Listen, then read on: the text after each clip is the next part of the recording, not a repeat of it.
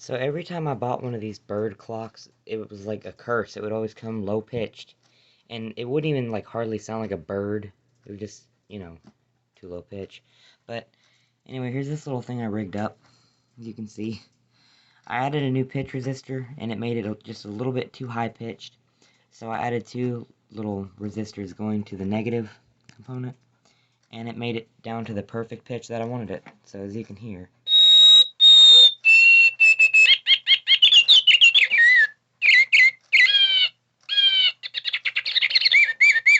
It's the perfect pitch now.